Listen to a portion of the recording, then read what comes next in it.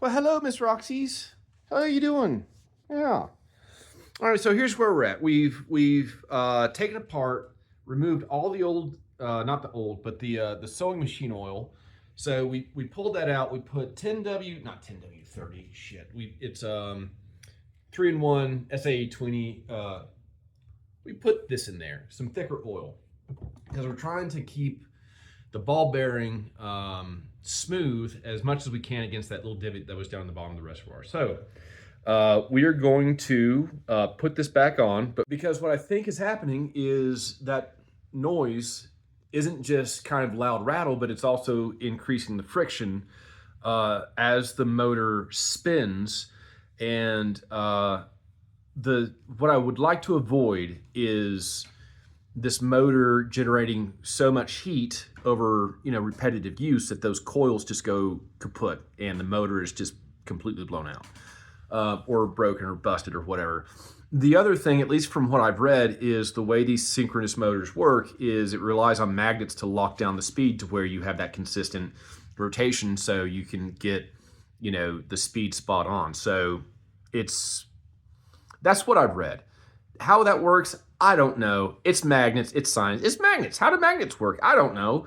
But we're gonna run it for about 5-10 minutes. In the past, it'd start making noise around the 5, 6, 7 minute mark of playthrough. So we're gonna run it for about 10 minutes, or if the clinking starts, whichever happens first.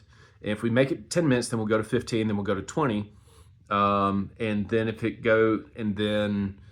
if we make it to 20 minutes without any kind of noise, then we'll button her back up and see if we can't fine tune the speed. This guy was running fast for all three speeds. It's a 78, 45, and 33. And then after the servicing, the slowest I could get was about plus 3%.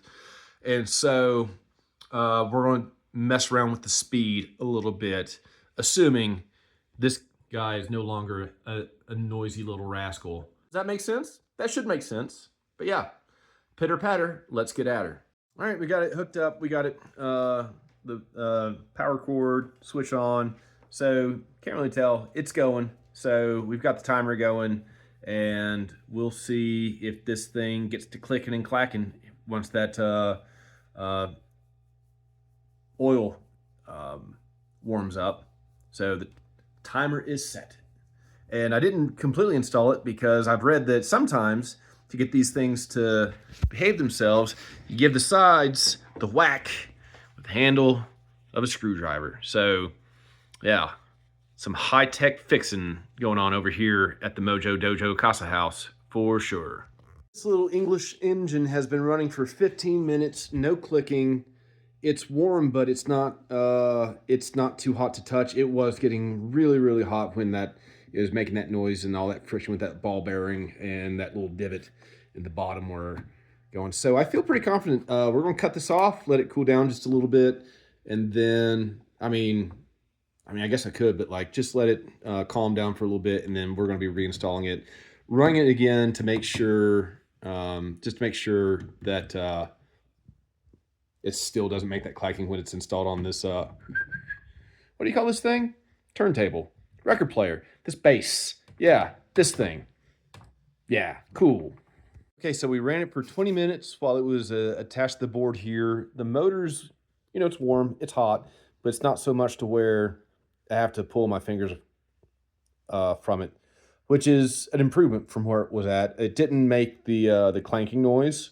So we're going to put the pulley on, and now I've got it set to where it needs to be. There's between the bottom of the idler wheel and the bottom step of the pulley but that's on the stock. But this rubber wheel is thicker than the original, so we're going to take what we can get. I'll tap this down just a little. Well, no, I don't want to go too far. I think that's good. Yep, I think that's good. So we're going to cinch this down, and then we're going to start monkeying around with the speed. And this stupid thing, this little pulley has these two little screws, one for each side. And hopefully, the speed, I'm hoping that the speed issue is corrected with this lubrication issue in the motor. Anyways, let's get this guy put together. As far as adjustments go, I don't have anything else to adjust to try and get this thing to hit 45 and 33 like dead on. I've adjusted the pulley height and where the idler wheel hits the pulley. You know, it was completely torn down, relubricated, new aftermarket parts.